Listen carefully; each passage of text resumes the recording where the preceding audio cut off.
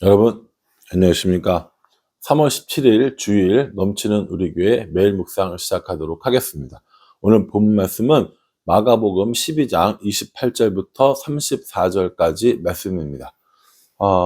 우리 그저께부터 계속 살펴본 바에 의하면 종교 지도자들과 예수님께서 계속 논쟁하신 거 살펴봤습니다. 대제사장, 그리고 서기관, 장로, 그리고 바리새인, 헤롯 땅, 사두개인, 이게 다 기억나시죠? 이런 사람들이랑 이렇게 논쟁을 펼치시면서 그들이 아무 말도 하지 못하게끔, 그러나 화는 더 많이 나는 이런 상황이 된 거죠. 이렇게 예수님과 종교 지도자들의 논쟁을 지켜보던 한 사람이 있었습니다. 그 사람의 이름은 나와 있지 않지만 그 사람의 신분은 나와 있는데 그 사람은 서기관이라고 했습니다. 사실 서기관이라는 직업이 뭐 하는 직업이냐면 율법을, 성경을 필사해서 만들고 또 사람들에게, 백성들에게 율법을 가르치는 일을 했던 사람이 바로 서기관이었습니다. 그러니 어떤 누구보다 사실 성경을 많이 알고 있었고 또 그에 따라서 다른 사람들에게 해석해주는 일도 하는 사람이 서기관이었다는 거죠. 그런데 어제 살펴봤던 것처럼 다 모른 척하고 그냥 다 모른 척하고 예수님 당신만 잡겠습니다 이런 걸로 나가는 거죠. 근데 오늘 서기관이 또 나오는데 이 서기관은 그렇지 않아요.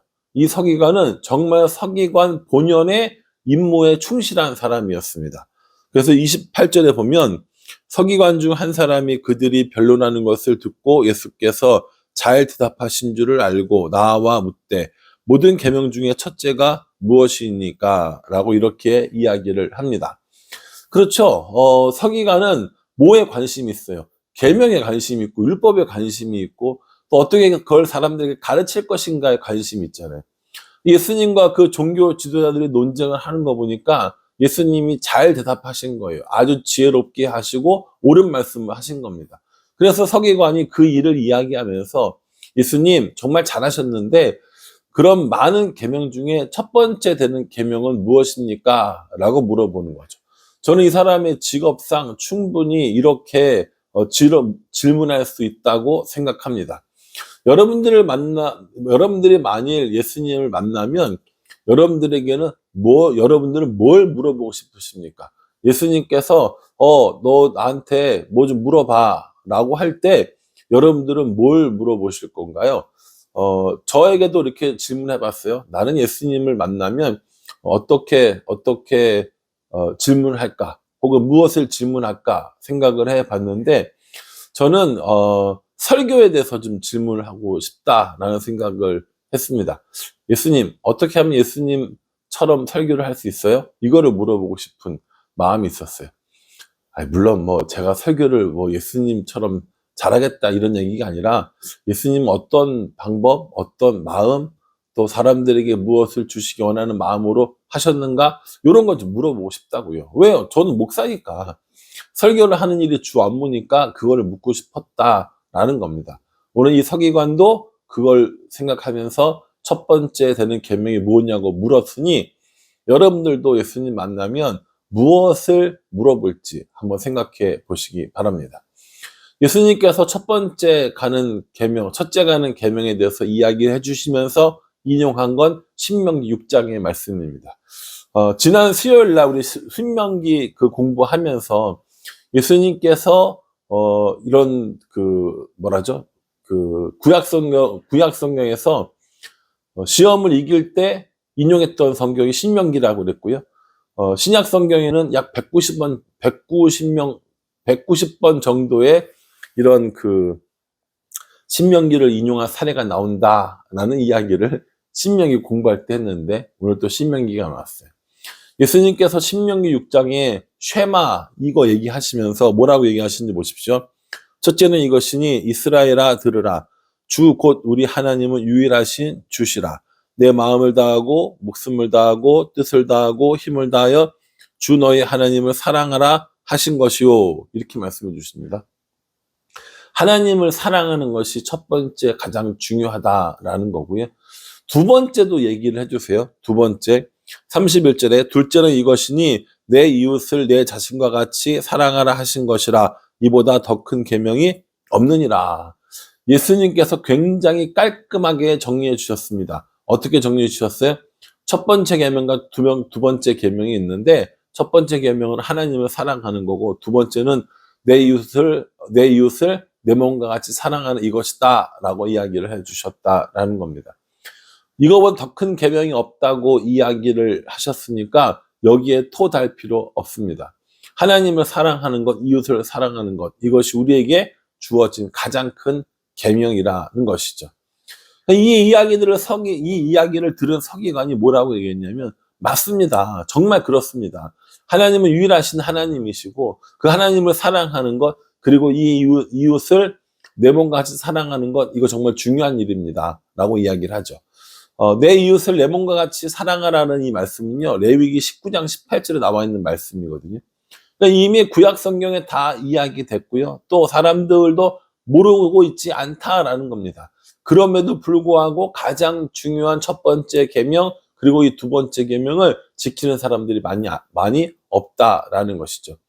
마음을 다하고 힘을 다하고 뜻을 다하고 정성을 다하고 모든 걸 다하여서 하나님을 사랑하는 것, 이것이 첫 번째고요.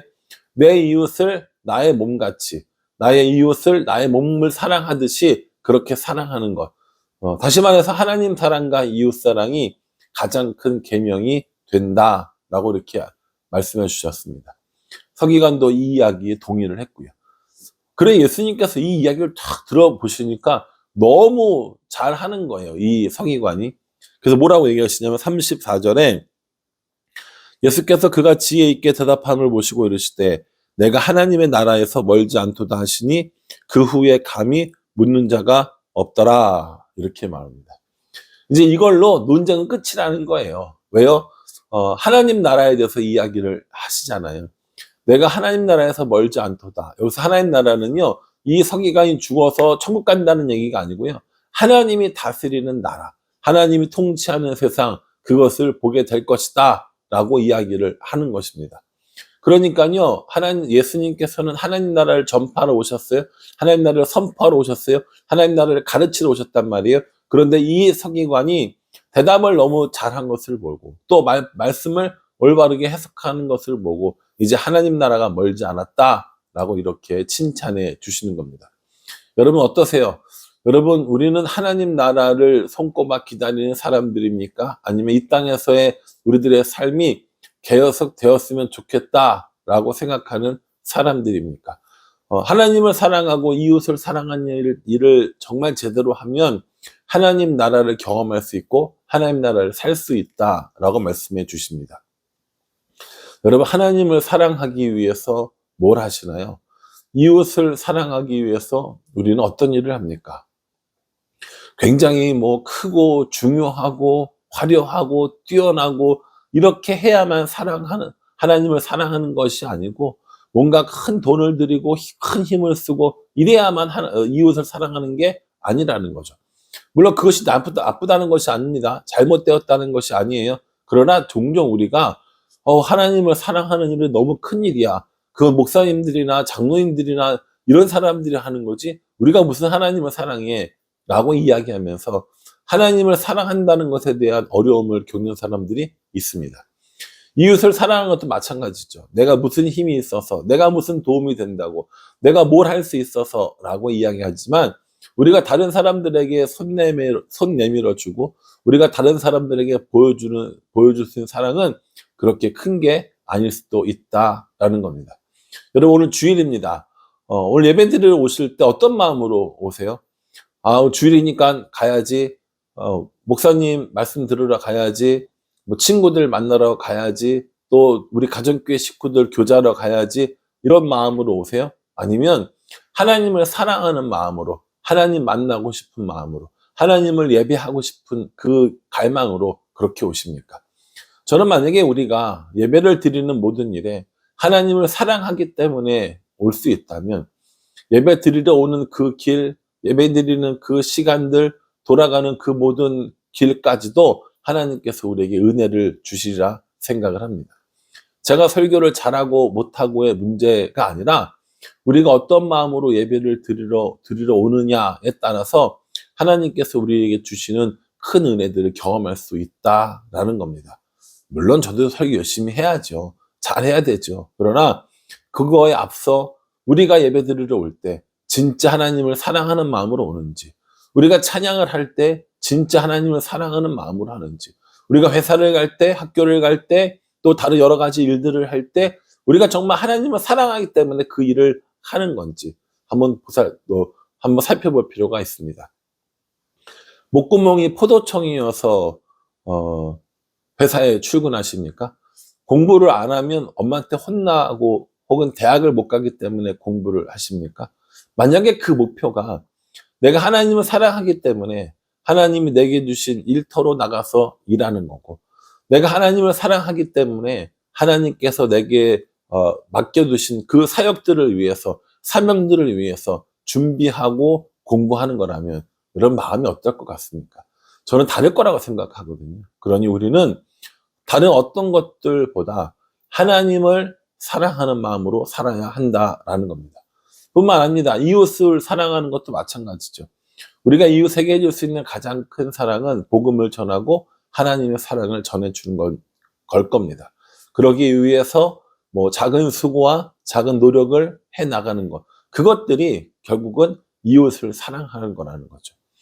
여러분, 우리가 맨날 강도 만난 이웃을 만날 수는 없어요. 그러진 않습니다. 우리 주위에 강도 만난 이웃을 경험한 사람이 사실 얼마나 되겠어요.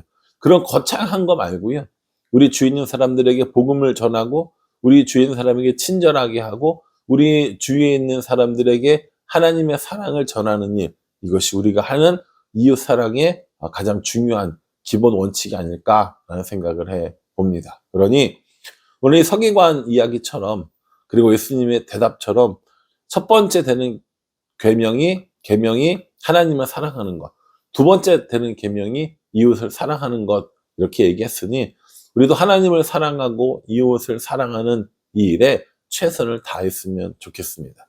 오늘 예배 드리러 오실 때도 하나님을 사랑하는 마음으로, 또 예배 마치고 돌아가는 길에도 하나님을 사랑하는 마음으로, 교회 학교를 하던, 가정교회를 하던, 무엇을 하던 하나님을 사랑하는 마음으로 할 수만 있다면 하나님이 우리에게 큰 은혜와 복을 주시는 것을 경험할 수 있으리라 생각합니다. 바라기는 우리들 마음 가운데 하나님을 사랑하는 것, 이웃을 사랑하는 것, 그것이 가장 중요한 일임을 깨닫고 날마다 그렇게 살아가는 우리 모두가 되기를 주님의 이름으로 축복합니다. 기도하겠습니다.